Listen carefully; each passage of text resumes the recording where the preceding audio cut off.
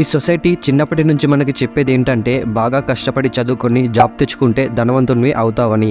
So అందరూ ఏమనుకున్నారంటే బాగా చదువుకొని మంచి డిగ్రీలు చేస్తే ధనవంతులం అవ్వచ్చు అని. కానీ నిజానికి ఎంతోమంది బాగా చదివి మంచి డిగ్రీలు చేసిన వాళ్ళు ధనవంతులు అవ్వకుండా అలానే ఉన్నారు.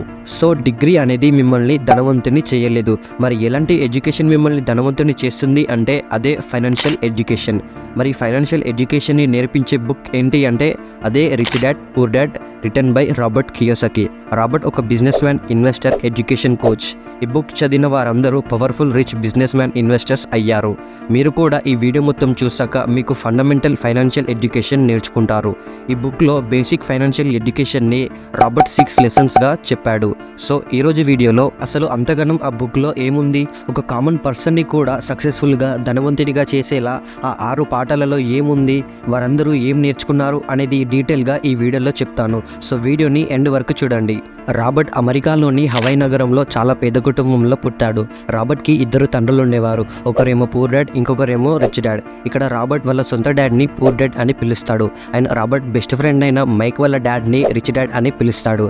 ఇక్కడ రాబర్ట్ వాళ్ళ సొంత డాడ్ అంటే పూర్ డాడ్ ఏమో చిన్నప్పటి నుంచి మంచిగా చదువుకొని 3 ఏళ్ళు డిగ్రీ చదివి ఆ తర్వాత PhD చేశాడు. ఆ తర్వాత ఒక మంచి టీచర్ జాబ్లో చేరాడు.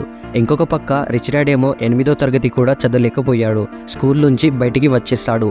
వాళ్ళిద్దరూ వాళ్ళ జీవితాలలో పైకొచ్చారు. ఇద్దరు కష్టపడి పనిచేశారు. ఇద్దరు డబ్బు బాగా సంపాదించారు. కానీ పూర్ డాడ్ ఏమో జీవితంతో డబ్బుకి ఇబ్బంది పడుతూనే బతికాడు.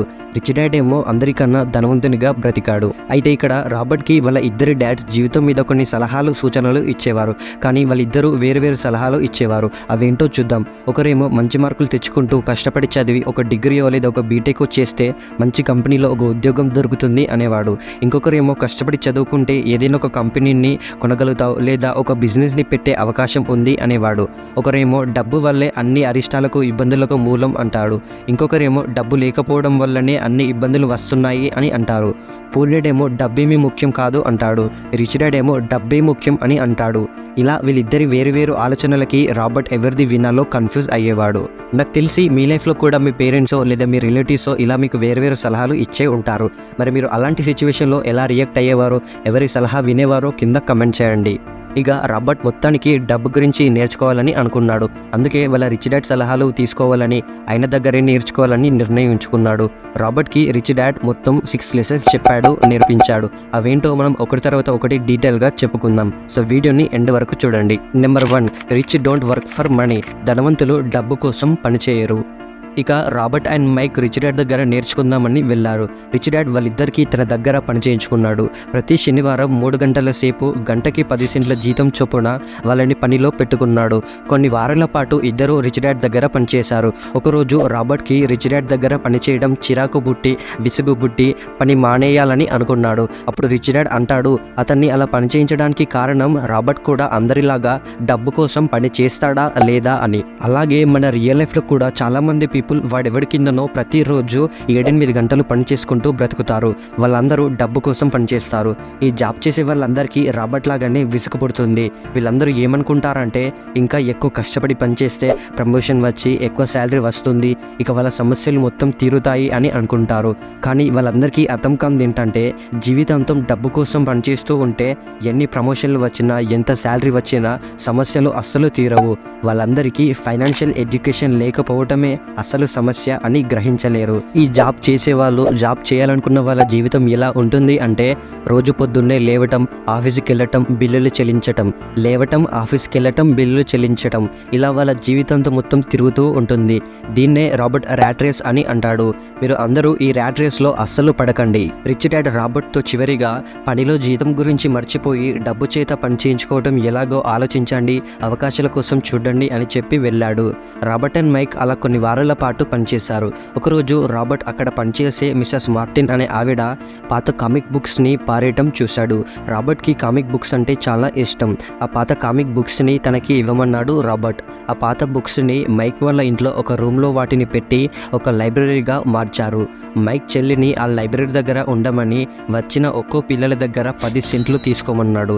ఇక రాబర్ట్ అండ్ మైక్ మొత్తం $9 సంపాదించారు. ఇలా రాబర్ట్ తను నేర్చుకున్న ఫస్ట్ లెసన్ డబ్బు కోసం పని చెయ్యొద్దు అనే దాన్ని పాటించాడు.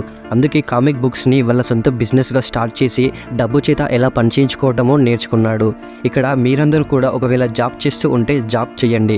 మీ ఖాళీ సమయంలో డబ్బే మీకోసం పనిచేసేలా అలాంటి బిజినెస్ ఏంటి, ఎలా క్రియేట్ చేయాలి అని ఆలోచించండి. అవకాశాల కోసం చూడండి. ఒకవేళ మీరు యంగ్స్టర్స్ అయితే ఇప్పటి నుంచే డబ్బే మీకోసం పని చేయాలి అనే మైండ్ సెట్తో ఉండండి. ఒకవేళ మీరు డబ్బు కోసం పని చేసినా కూడా ఎక్కువ కాలం అస్సలు పని చేయకండి. Second lesson, why teach financial literacy. అసలు ఫైనాన్షియల్ లిటరసీ ఎందుకు నేర్చుకోవాలి? ఒక ఇల్లు కట్టేటప్పుడు దాని పునాది ఎంత స్ట్రాంగ్గా ఉండాలో అలాగే ధనవంతులం అవ్వాలి అంటే ఫైనాన్షియల్ లిటరసీ అంతే స్ట్రాంగ్గా ఉండాలి. ఫైనాన్షియల్ లిటరసీ అంటే మనం సంపాదించిన డబ్బు ఎక్కడి నుంచి వస్తుంది, ఎక్కడికి పోతుంది, ఎంత సంపాదిస్తున్నాం, ఎంత ఉంచుకుంటున్నాం, డబ్బుని మేనేజ్ చేయడం ఎలా అనేదే ఫైనాన్షియల్ లిటరసీ. ఈ ఫైనాన్షియల్ లిటరసీలో 4 భాగాలు ఉంటాయి. నెంబర్ 1 ఇన్కమ్, అంటే మనకి ప్రతి నెల వచ్చే శాలరీ. నెంబర్ 2 ఎక్స్పెన్స్, అంటే రోజు లేదా నెలవారీ ఖర్చులు. నెంబర్ 3 అసెట్స్, అంటే మీరు ఏదైనా ఒక వస్తువుని లేదా ప్రాపర్టీని కొంటే దాని నుంచి ఇన్కమ్ వస్తే అది అసెట్. నెంబర్ 4 లయబిలిటీ, అంటే అప్పులు. మీరు ఒక వస్తువుని కొని దానికోసం తిరిగి డబ్బు చెల్లిస్తే అది లయబిలిటీ. ఇక్కడ మీరందరూ ఒక ఇంపార్టెంట్ విషయంని తెలుసుకోవాలి. అదేంటంటే అసెట్స్ అండ్ లయబిలిటీ మధ్యన డిఫరెన్స్ ఏంటి అని. ఇది చాలామంది లైట్ అని అనుకుంటారు. అలా అనుకోకండి. వీటి డిఫరెన్స్ ఒక్క ముక్కలో చెప్పాలి అంటే అసెట్స్ అనేది మీ జేబులో డబ్బు పెడుతుంది, లయబిలిటీ అనేది మీ జేబులోంచి డబ్బుని తీసేస్తుంది. ఇక్కడ ఈ ఇన్కమ్ అండ్ ఎక్స్పెన్స్ని ఇన్కమ్ స్టేట్మెంట్ అని అంటారు అండ్ అసెట్స్ అండ్ లయబిలిటీస్ని బ్యాలెన్స్ షీట్ అని అంటారు. దీన్ని మొత్తాన్ని ఫైనాన్షియల్ స్టేట్మెంట్ అని అంటారు. ఇప్పుడు చూపించే డయాగ్రామ్ ఒక అసెట్ యొక్క క్యాష్ ఫ్లో ప్యాటర్న్ చెప్తుంది. అసెట్ అనేది ఇన్కమ్ ద్వారా డబ్బుని మీ జేబులో పెడుతుంది. ఈ డయాగ్రామ్ ఒక లయబిలిటీ యొక్క క్యాష్ ఫ్లో ప్యాటర్న్ చెప్తుంది. లయబిలిటీ అనేది ఎక్స్పెన్స్ ద్వారా జేబులోంచి డబ్బుని తీసేస్తుంది. ఇక్కడ మీకు ఫైనాన్షియల్ వర్డ్స్ అండ్ నంబర్స్ తెలియకపోతే మీరు చాలా ఫైనాన్షియల్ స్ట్రగుల్ ఫేస్ చేస్తారు. అందుకే మీరు ఫైనాన్షియల్ వర్డ్స్ అండ్ నెంబర్స్లో లిటరేట్గా ఉండండి. ప్రపంచంలో మొత్తం 3 టైప్స్ ఆఫ్ పీపుల్ ఉంటారు. Number 1 poor people, number 2 middle class people, number 3 rich people. వీళ్ళందరి యొక్క క్యాష్ ఫ్లో ప్యాటర్న్ ఎలా ఉంటుందో చూద్దాం. Number 1 poor people. వీళ్ళు జాబ్ చేస్తారు. ప్రతి నెల శాలరీ ఇన్కమ్ రూపంలో వస్తుంది. ఆ వచ్చిన ఇన్కమ్ వాళ్ళ ఫుడ్కి, బట్టలకి, రెంట్కి, ట్రాన్స్పోర్ట్కి, ట్యాక్సెస్కి, ఎక్స్పెన్సెస్ రూపంలో మొత్తం ఇన్కమ్ అయిపోతుంది. ఇక వీళ్ళకి అసెట్స్ అండ్ లయబిలిటీస్ ఏమీ ఉండవు. వీళ్ళు జాబ్ లేకపోతే అస్సలు బ్రతకలేరు. Number 2 middle class people. వీళ్ళు కూడా జాబ్ చేస్తారు. ప్రతి నెల శాలరీ ఇన్కమ్ రూపంలో వస్తుంది. ఆ వచ్చిన ఇన్కమ్ లయబిలిటీస్గా ఉన్న మోర్టేజ్, కార్ లోన్స్, క్రెడిట్ కార్డ్ డెబ్ట్, స్కూల్ లోన్స్కి మోర్టేజ్ పేమెంట్స్ అని, కార్ పేమెంట్స్ అని, credit card payment, school loan payment అని ఎక్స్పెన్సెస్ రూపంలో ఇన్కమ్ మొత్తం వాటికే అయిపోతుంది. ఇక వీళ్ళకి అసెట్స్ అనేవి ఏమీ ఉండవు. వీళ్ళకి జాబ్ లేకున్నా కూడా వాళ్ళకున్న సేవింగ్స్తో కొంతకాలం బ్రతకచ్చు. Number 3 rich people. వీళ్ళు బిజినెస్ని బిల్డ్ చేసి ఇన్వెస్టింగ్ ద్వారా అసెట్స్ కింద రియల్ ఎస్టేట్ని, స్టాక్స్ని, బాండ్స్ని, ప్రాపర్టీస్ని సొంతం చేసుకుంటారు. అవి ప్రతి నెల rental income, dividends, interest, royalties రూపంలో ఇన్కమ్ ద్వారా సంపాదిస్తారు. ఇకపోతే liabilities, mortgage, consumer loans, credit cards మాత్రమే ఉంటాయి. ఇవి మోర్టేజ్ పేమెంట్స్ అని, ట్యాక్సెస్ అని ప్రతి నెల ఎక్స్పెన్సెస్ రూపంలో కడతారు. వీళ్ళు పని చేయకున్నా కూడా ఎక్కువ కాలం బ్రతకగలరు. ఈ 3 డయాగ్రామ్స్ అనేవి ఈ 3 డిఫరెంట్ టైప్స్ ఆఫ్ పీపుల్ లైఫ్లో క్యాష్ ఫ్లోని ఎలా హ్యాండిల్ చేస్తారో చెప్తుంది. ఈ కథలో పూర్ డాడ్ ఏమో ఇల్లుని ఆస్తి అని అంటాడు, రిచ్ డాడ్ మాత్రం అప్పు అని అంటాడు. ఎందుకంటే ఒకసారి మీరు ఇల్లు కొంటే దాని క్యాష్ ఫ్లో ప్యాటర్న్ ఎలా ఉంటుందో చూడండి. మీరు మోర్టేజ్ కింద అంటే లోన్ తీసుకొని ఒక ఇల్లు కొన్నారు. ఇక్కడ ఈ మోర్టేజ్ అనేది లయబిలిటీ కింద వస్తుంది. ఇక తర్వాత ఈ తీసుకున్న లోన్కి ఈఎంఐ కట్టడం అంటే మోర్టేజ్ పేమెంట్స్ అని, అండ్ ఇంకా property tax, insurance, maintenance, utilities అన్ని చాలా ఖర్చులు ఉంటాయి. ఇక్కడ మీరు ప్రతి నెల సంపాదించిన ఇన్కమ్ ఆ ఖర్చులు కట్టడానికే అయిపోతుంది. సో మన రూల్ ప్రకారం అసెట్ అంటే మీ జేబులో డబ్బు పెడుతుంది, లయబిలిటీ అంటే జేబులోంచి డబ్బుని తీసేస్తుంది. ఇక్కడ ఇల్లు అనేది ప్రతి నెల మీ జేబులోంచి డబ్బు తీసేస్తుంది కాబట్టి ఇల్లు అనేది ఒక లయబిలిటీ. ఇక్కడ నేను మిమ్మల్ని ఇల్లు కొనుక్కోవద్దు అని అనడం లేదు. మీకు ఎప్పుడైతే ఇల్లు కొనుక్కోవాలి అని అనిపించినప్పుడు ముందుగా మీరు అసెట్స్ని కొనండి. అవి జనరేట్ చేసే క్యాష్ ఫ్లోతో ఇల్లు కొనండి. ఇప్పుడు చూపించే ఫైనాన్షియల్ స్టేట్మెంట్స్ అనేవి పూర్ డాడ్ అండ్ రిచ్ డాడ్వి. పూర్ డాడ్ లాగా ఉండే ఫైనాన్షియల్ స్టేట్మెంట్ అనేది పీపుల్ ఎవరైతే ర్యాట్ రేస్లో ఇరుక్కొని ఉండే పీపుల్ది కూడా ఎగ్జాక్ట్గా ఇలానే ఉంటుంది. ఇంకొక పక్క రిచ్ డాడ్ ఫైనాన్షియల్ స్టేట్మెంట్, ధనవంతుల ఫైనాన్షియల్ స్టేట్మెంట్ కూడా ఎగ్జాక్ట్గా ఇలానే ఉంటుంది. ఇక్కడ పేదవారు ఇంకా పేదవాళ్ళుగా కావడానికి కారణం ఏంటిదంటే వాళ్ళ ఫైనాన్షియల్ స్టేట్మెంట్ ఎగ్జాక్ట్గా పూర్డెడ్ లాగా ఉండడం. అంటే ఇన్కమ్ ఎంత ఉంటుందో అంతే ఎక్స్పెన్సెస్ ఉంటాయి, అసెట్స్ ఏమో తక్కువ ఉంటాయి, లయబిలిటీస్ ఏమో ఎక్కువగా ఉంటాయి. అండ్ ధనవంతులు ఇంకా ధనవంతులు కావడానికి కారణం వాళ్ళ ఫైనాన్షియల్ స్టేట్మెంట్ ఎగ్జాక్ట్గా రిచ్ డాడ్ లాగా ఉంటుంది. అంటే ఎక్స్పెన్సెస్ కన్నా ఎక్కువ ఇన్కమ్, లయబిలిటీస్ కన్నా ఎక్కువ అసెట్స్. ఇది ఫైనాన్షియల్ లిటరసీ అంటే. Number 3, mind your own business. నీ పని నువ్వు చేసుకో. మనం ప్రీవియస్ లెసన్లో చెప్పుకున్నట్టు చాలామంది పీపుల్ డబ్బు కోసం పనిచేస్తారు, ఇతరుల కోసం పనిచేస్తారు, కానీ తమ కోసం అస్సలు పనిచేయరు. ఇంకా క్లియర్గా చెప్పాలి అంటే వీళ్ళందరూ ఏం చేస్తారంటే మొదట కంపెనీ ఓనర్ల కోసం పనిచేస్తారు, తర్వాత ట్యాక్సెస్ చెల్లించడం ద్వారా ప్రభుత్వం కోసం పనిచేస్తారు, చివరిగా బ్యాంకర్ కోసం తాకట్టు పెట్టిన వాటి మీద ఈఎంఐ చెల్లించడం కోసం పనిచేస్తారు. ఇక్కడ ఇలాంటి వాళ్ళందరికీ తెలియని విషయం ఏంటంటే నీ పని నువ్వు చేసుకో. ఈరోజు డబ్బు కోసం జనం తరచూ ఇబ్బంది పడడానికి కారణం ఏంటంటే వాళ్ళు జీవితాంతం ఇంకొకరి కోసం పనిచేస్తూ ఉంటారు. వీళ్ళు వాడెవడి కోసమో జీవితం అంతా కష్టపడి పనిచేసినప్పటికీ చివరికి తమకంటూ ఏమీ ఉంచుకోరు. అందుకే జీవితం అంతా వాడెవడి కోసమో అస్సలు పనిచేయవద్దు, వాడెవడినో ధనవంతుని చెయ్యొద్దు. నీ పని నువ్వు చేసుకో, నీ బిజినెస్ నువ్వు చేసుకో, నీ కోసం పని చేసుకో. నెక్స్ట్ మీరు మీ వృత్తికి మీ వ్యాపారానికి తేడా తెలియాలి. ఇంకా క్లియర్గా అర్థం కావడానికి రియల్ లైఫ్ ఎగ్జాంపుల్ చెప్తాను వినండి. రే క్రాక్ మెక్డొనాల్డ్స్ కంపెనీ ఓనర్. మనందరికీ తెలిసినట్టు రే క్రాక్ హ్యాంబర్గర్ బిజినెస్ని చేస్తాడు అని, కానీ నిజానికి అతను చేసేది రియల్ ఎస్టేట్ బిజినెస్. ఎలా అంటే మెక్డొనాల్డ్స్ కంపెనీ వివిధ ప్రాంతాల్లో దేశాల్లో ల్యాండ్ని కొని అక్కడ ఫ్రాంచైజీని ఏర్పాటు చేసి ఆ ఫ్రాంచైజీని లీజ్కి ఇస్తుంది. ఇక్కడ కంపెనీకి ఆ ఫ్రాంచైజ్ ద్వారా సేల్స్ లేదా ప్రాఫిట్ కమిషన్ వస్తుంది. ఇక్కడ ఫ్రాంచైజీ అంటే ఒక కంపెనీ తన బిజినెస్ రైట్స్ని వేరే వ్యక్తులకి ఇస్తుంది, బదులుగా ఆ వ్యక్తి కమిషన్ పే చేయాలి. అండ్ ఇంకా కంపెనీకి ఆ ఫ్రాంచైజ్ ద్వారా రెంటల్ ఇన్కమ్ కూడా వస్తుంది. ఇన్ఫ్యాక్ట్ ఈ రెంటల్ ఇన్కమ్ ద్వారానే మెక్డొనాల్డ్స్ కంపెనీ చాలా డబ్బు సంపాదిస్తుంది. ఇక్కడ రే క్రాక్ తన వృత్తికి వ్యాపారానికి తేడా బాగా గమనించాడు. తన వృత్తి ఏమో హ్యాంబర్గర్స్ని అమ్మడం, కానీ తన బిజినెస్ ఏమో రియల్ ఎస్టేట్ని అమ్మడం, కొనడం. అలాగే మీరు కూడా మీ వృత్తికి మీ వ్యాపారానికి తేడా గమనించండి. ఒకవేళ మీ వృత్తి ఏదో ఒక జాబ్ చేయడం అయితే దాంతోపాటుగా మీ వ్యాపారాన్ని అంటే మీ బిజినెస్ని మీరు బిల్డ్ చేయండి. ఇలాగే రాబర్ట్ కూడా తను మెరైన్ క్రాప్స్లో జిరాక్స్ కంపెనీలో జాబ్ చేసుకుంటూ దాంతోపాటుగా బిజినెస్ని చేసేవాడు. ఎలా అంటే ముందుగా తను చిన్న చిన్న స్టాక్స్ని రియల్ ఎస్టేట్ని అమ్మడం కొనడం చేయడం ద్వారా తన అసెట్ కాలంని చాలా బలంగా పరుచుకున్నాడు. అలా ఇన్వెస్ట్మెంట్స్ని కంపెనీని విశ్లేషించడం చేసేవాడు. దాని ద్వారా ఒక సొంత కంపెనీని ప్రారంభించడం, అభివృద్ధి చేయడం ఎలాగో తనకు అర్థమయ్యి ఇక బిజినెస్ని స్థాపించాడు. అలాగే మీరు కూడా మీ సొంత బిజినెస్ని బిల్డ్ చేయాలి అంటే ముందుగా మీ అసెట్ కాలంని చాలా స్ట్రాంగ్గా చేసుకోండి. ఎలా అంటే అసెట్స్లో ఇన్వెస్ట్ చేయండి. అది స్టాక్స్ కావచ్చు, రియల్ ఎస్టేట్ కావచ్చు, మ్యూచువల్ ఫండ్స్, బాండ్స్ లేదా ఇంకేమైనా. ఇలా నేను మీ అసెట్ కాలంని బలంగా ఉంచుకోమని ఎందుకంటున్నానంటే చాలామంది పీపుల్ వాళ్ళ సొంత బిజినెస్ని మొదలు పెడదాం అనుకునే వాళ్ళు చేసే జాబ్ని వదిలేస్తారు. అలాంటి 100 కంపెనీల్లో 99 కంపెనీలు సక్సెస్ కావు. ఎందుకంటే ఒక బిజినెస్ని పెట్టడం అంటే అంత ఈజీ కాదు, అలా అని అంత కష్టమేమీ కాదు. అందులో కూడా కొన్ని ఒడదొడుకులు ఉంటాయి. అందుకే ఒక్కసారి మీ అసెట్ కాలం చాలా బలంగా అయ్యాక మీరు చేసే ఉద్యోగం అలానే ఉంచుకోండి. మెల్లమెల్లగా సైడ్కి మీ బిజినెస్ని మొదలు పెట్టండి, చేస్తూ ఉండండి. ఒక్కసారి మీ బిజినెస్ స్ట్రాంగ్ అయ్యాక మీ జాబ్ని వదిలేసి కంప్లీట్గా మీ బిజినెస్ని చూసుకోండి. మీ పని మీరు చేసుకోండి, మీకోసం పని చేయండి. 4th lesson, the history of taxes and power of corporations. అసలు మొదట్లో ఈ ట్యాక్సెస్ అనేవి మొత్తానికి లేవు, కానీ అప్పట్లో జరిగే యుద్ధం సమయంలో ఖర్చులకి భరించడం కోసం ప్రభుత్వం ప్రజల మీద పన్నులు విధించేది. అలా 1799 నుంచి 1816 వరకు నెపోలియన్తో యుద్ధం అప్పుడు బ్రిటన్, 1861 నుంచి 1865 వరకు జరిగిన అమెరికా యుద్ధం సమయంలో పన్నులు వసూలు చేశారు. ఒక్కసారి గవర్నమెంట్ పన్నుల నుంచి వచ్చిన డబ్బుని చూసి అప్పటి నుంచి ఇప్పటి వరకు ఇన్కమ్ ట్యాక్స్ విధించారు. ప్రభుత్వాలు అందరి మీద ట్యాక్స్ విధించడంతో పేదవారు, మధ్యతరగతి వారు ట్యాక్స్ కట్టడానికి చాలా ఇబ్బందులు పడేవారు. కానీ ధనవంతులు తెలివిగా ఆ ట్యాక్సెస్ నుంచి తప్పించుకోవడానికి ఏం చేసేవారంటే వాళ్ళ ఆస్తులని అంటే ఏదైనా ల్యాండ్ కానీ రియల్ ఎస్టేట్ ప్రాపర్టీని అమ్మినప్పుడు దాని నుంచి వచ్చిన ప్రాఫిట్స్ మీద క్యాపిటల్ గెయిన్స్ ట్యాక్స్ కట్టకుండా ఆ వచ్చిన ప్రాఫిట్స్తో ఇంకో పెద్ద ప్రాపర్టీని కొనేవారు. ఇలా ధనవంతులు ఆ ట్యాక్సెస్ని కట్టకుండా తప్పించుకునేవారు. ఇది లీగలే.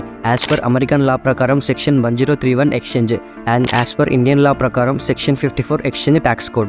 ధనవంతులు ఈ ట్యాక్సెస్ నుంచి తప్పించుకోవడానికి ఇంకో మెథడ్ వాడేవారు.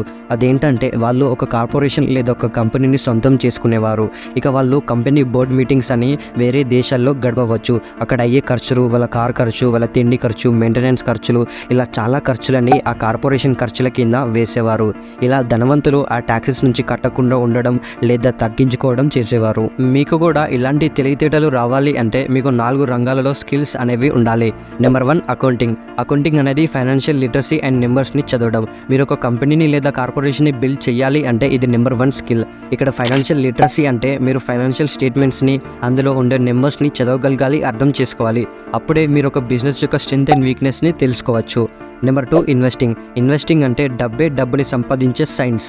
ఇందులో స్ట్రాటజీస్ అండ్ ఫార్ములాస్ ఇన్వాల్వ్ అయి ఉంటాయి. Number 3 understanding markets.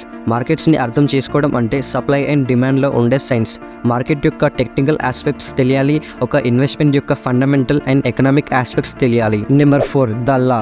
ఒక కార్పొరేషన్ అనేది ముందు చెప్పిన టెక్నికల్ స్కిల్స్ అయిన అకౌంటింగ్, ఇన్వెస్టింగ్ అండ్ మార్కెట్స్తో గ్రోత్ ఉంటుంది. ఒక పర్సన్ ఎవరైతే లాలో ఉండే legal tax code loopholes and legal tax అడ్వాంటేజెస్ని అర్థం చేసుకుంటారో అండ్ ఒక కార్పొరేషన్ ఇచ్చే ప్రొటెక్షన్స్ని అర్థం చేసుకుంటాడో అతను మాత్రమే చాలా త్వరగా రిచ్ అవుతాడు. ఇక్కడ కార్పొరేషన్ ఎలా ట్యాక్స్ అడ్వాంటేజ్ ఇస్తుంది అంటే ఫస్ట్ కార్పొరేషన్ ఓనర్స్ డబ్బు సంపాదిస్తారు, తర్వాత ఖర్చులు పెడతారు, ఇక మిగిలిన డబ్బుని ట్యాక్స్ రూపంలో కడతారు. కానీ ఎంప్లాయీస్ మాత్రం ఫస్ట్ డబ్బు సంపాదిస్తారు, తర్వాత ట్యాక్స్ కడతారు, ఇక మిగిలిన డబ్బుతో ఆ నెల మొత్తం సరిపెట్టుకుంటూ బ్రతుకుతారు. ఇలా ధనవంతులు లీగల్గా ట్యాక్స్ లూప్హోల్స్ని వాడతారు. అందుకే మీరందరూ కూడా ఇంకా డీటెయిల్గా ఈ లీగల్ ట్యాక్స్ అడ్వాంటేజెస్ గురించి అండ్ పవర్ ఆఫ్ కార్పొరేషన్స్ గురించి తెలుసుకోండి. వాటి మీద నవల్స్ చదవండి. 5th lesson the rich invent money. ధనవంతులు డబ్బుని సృష్టిస్తారు. రాబర్ట్ క్యాప్సో అనే ఒక గేమ్ని కనిపెట్టాడు. ఇందులో 2 దారులు ఉంటాయి. ఒకటి బయట ఉంటుంది, దీన్ని ఫాస్ట్ ట్రాక్ అని అంటారు. రెండోది లోపల ఉంటుంది, దాన్ని ర్యాట్ రేస్ అని అంటారు. ఇక్కడ ఒక ర్యాట్ లోపల నుంచి బయటికి వచ్చి ఫాస్ట్ ట్రాక్లోకి రావడమే ఈ గేమ్. పీపుల్ ఎవరైతే కష్టపడి చదువుకొని ఒక కంపెనీలో జాబ్ తెచ్చుకొని రోజు పొద్దున్నే లేవటం, ఆఫీస్కి వెళ్ళటం, బిల్లులు చెల్లించడం, లేవటం, ఆఫీస్కి వెళ్ళటం, బిల్లులు చెల్లించడం, ఇలా వాళ్ళ జీవితం అంతా ఇంకొకరి కోసం డబ్బు కోసం పనిచేసే వారినే రాబర్ట్ ఈ ర్యాట్ రేస్లో ఇరుక్కుపోయారు అని అంటాడు. ఈ ర్యాట్ రేస్ నుంచి బయటపడడానికి ఒక్కటే దారి. మీకు ఫైనాన్షియల్ ఇంటెలిజెన్స్ ఉండాలి, బిజినెస్ గురించి, ఇన్వెస్టింగ్ గురించి తెలియాలి, మీ బిజినెస్ మీరు క్రియేట్ చేసుకోవాలి.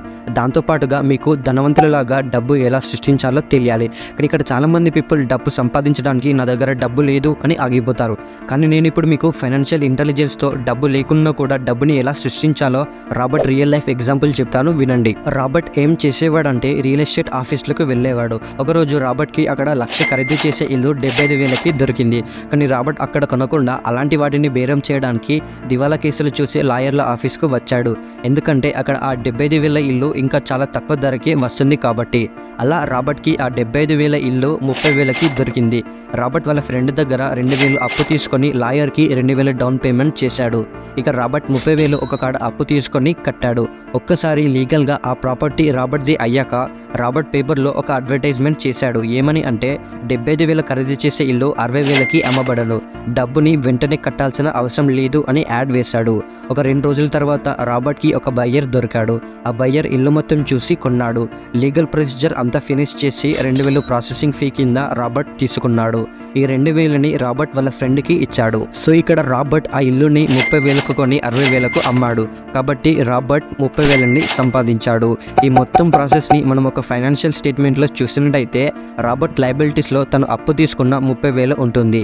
ఈ లయబిలిటీ రాబర్ట్కి ఇంట్రెస్ట్ పేమెంట్, ట్యాక్సెస్ అని 2 ఎక్స్పెన్సెస్ మాత్రమే ఉంటాయి.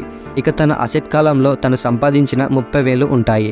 ఇక్కడ బయ్యర్ మొత్తం 60,000 అమౌంట్ని రాబర్ట్కి వెంటనే ఇవ్వడం లేదు కాబట్టి ఆ బయ్యర్ ఒక ప్రామిసర్ నోట్ మీద సైన్ చేస్తాడు. ఏమని అంటే తను ఆ 60,000 అమౌంట్తో పాటు ఇంట్రెస్ట్ కూడా కడతా అని. ఇక్కడ లయబిలిటీస్కి ఆ 30,000 ఒక కట్ చేసినప్పటికీ తన అసెట్లో ఉన్న 30,000కి ఒక 10% ఇంట్రెస్ట్ మీద రాబర్ట్కి ప్రతి నెల ఎలాంటి ట్యాక్స్ లేకుండా 3,000 క్యాష్ ఫ్లోగా వస్తుంది.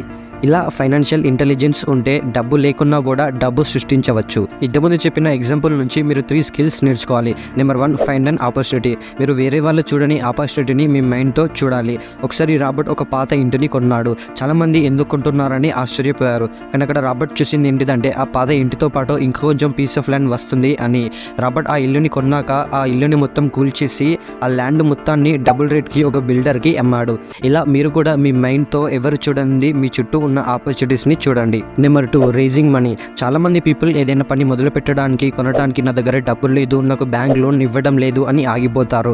మనం ఇంతకుముందు ఎగ్జాంపుల్లో చెప్పినట్టు రాబర్ట్ దగ్గర కూడా ఏమీ డబ్బు లేదు, అయినా కూడా డబ్బుని రేస్ చేశాడు. అలాగే మీరు కూడా మీ ఫైనాన్షియల్ ఇంటెలిజెన్స్ని పెంచుకొని క్రియేటివ్ ఫైనాన్సింగ్ మెథడ్స్ని వాడుకొని డబ్బుని సంపాదించండి. Number 3, surround yourself with smart people. మీరు ఎప్పుడూ మీకన్నా తెలివితేటలు ఎక్కువగా, ఎక్స్పీరియన్స్ ఎక్కువగా ఉన్న వారితో ఉండండి. ఎందుకంటే మీకు ఏదైనా అడ్వైస్ కోసం మీకన్నా ఎక్కువ ఎక్స్పీరియన్స్, నాలెడ్జ్ ఉన్న వారిని అడిగితే మీరు బెటర్ డెసిషన్స్ తీసుకోగలరు అండ్ సక్సెస్ని అచీవ్ చేయగలుగుతారు. ఇవన్నీ ఉంటే మీరు కూడా ధనవంతులలాగా డబ్బుని సృష్టించగలరు. 6th lesson, work to learn, don't work for money. నేర్చుకునేందుకు పనిచేయండి, డబ్బు కోసం పనిచేయకండి. పూర్ డాడ్కి ఏమో జాబ్ సెక్యూరిటీ అంటే సర్వస్వం, కానీ రిచ్ డాడ్కి నేర్చుకోవడం అంటే సర్వస్వం. పూర్ డాడ్ ఎప్పుడు రాబర్ట్ని జాబ్ చెయ్యి అని అనేవాడు, కానీ రిచ్ డాడ్ మాత్రం జాబ్ అంటే జస్ట్ ఓవర్ బ్రోక్ అని అంటాడు. అంటే మన జీవితం జాబ్ చేస్తే ఇంకా ఎక్కువ ఇబ్బందులు వస్తాయి, పగిలిపోతుంది, ఫైనాన్షియల్ ఫ్రీడమ్ అస్సలు ఉండదు అని. రిచ్ డాడ్ ఎప్పుడు డబ్బు కోసం పనిచేయవద్దు, నేర్చుకోవడం కోసం పని చేయాలి అని అనేవాడు. అందుకే రాబర్ట్ సేల్స్ నేర్చుకోవడానికి జిరాక్స్ షాప్లో కొన్ని సంవత్సరాలు పనిచేశాడు. అందుకే మీరు కూడా ఏ పని చేసినా అందులో మీరు ఏం నేర్చుకుంటారు, ఏం స్కిల్ నేర్చుకుంటారు అని చూడండి. ఎందుకంటే చాలామంది పీపుల్ ఒక సెక్యూర్ జాబ్ తెచ్చుకొని డబ్బు కోసం, జాబ్ ఇచ్చే బెనిఫిట్స్, సెక్యూరిటీ కోసం పనిచేస్తారు. కానీ వాళ్ళకి తెలియని ఏంటంటే అవి షార్ట్ టర్మ్ రిజల్ట్స్ మాత్రమే ఇస్తాయి. అందుకే మీరు డబ్బు కోసం పనిచేయడం బదులుగా నేర్చుకోవడానికి పనిచేస్తే లాంగ్ టర్మ్ రిజల్ట్స్ పక్కా వస్తాయి. ఫైనల్గా మీరు సక్సెస్ఫుల్ కావాలి అంటే 3 స్కిల్స్ కావాలి. Number 1, management of cash flow. Number 2, management of people and time. Number 3, management of business system and sales and marketing. ఇవి రిచ్ డాడ్ రాబర్ట్కి నేర్పించిన 6 లెసన్స్. ఇప్పుడు రాబర్ట్ తన సొంతంగా ఫైనాన్షియల్ ఫ్రీడమ్ కోసం ఉండే 5 అడ్డంకులని అధిగమించాలి. అవేంటంటే నెంబర్ 1, ఓవర్కమింగ్ ఫియర్, డబ్బు పోతున్న భయాన్ని అధిగమించాలి. నెంబర్ 2, ఓవర్కమింగ్ లేజినెస్, బద్ధకంగా ఉండకండి, మీ బ్రెయిన్ని షార్ప్ చేసుకుంటూ ఉండండి. నెంబర్ 3, ఓవర్కమింగ్ సైనిసిజం, మీ లైఫ్లో వచ్చే నెగిటివ్ థాట్స్ని దూరం పెట్టండి, నెగిటివ్ పీపుల్కి దూరంగా ఉండండి అండ్ జెలసీగా ఉండకండి. నెంబర్ 4, ఓవర్కమింగ్ బ్యాడ్ హ్యాబిట్స్, మీ జీవితంలో చెడు అలవాట్లకి దూరంగా ఉండండి. నెంబర్ 5, ఓవర్కమింగ్ యారోగెన్స్, మీరు మీ లైఫ్లో మీకు తెలిసిన విషయాలు పనికొస్తాయి, తెలియని పనికిరావు అని అనుకోకండి. మీరు ఏదైనా ఒక నేర్చుకోవాల్సిన విషయం మీకు తెలియదని తెలిసినప్పుడు మీరు దాన్ని ఎలాగైనా నేర్చుకోవాలి.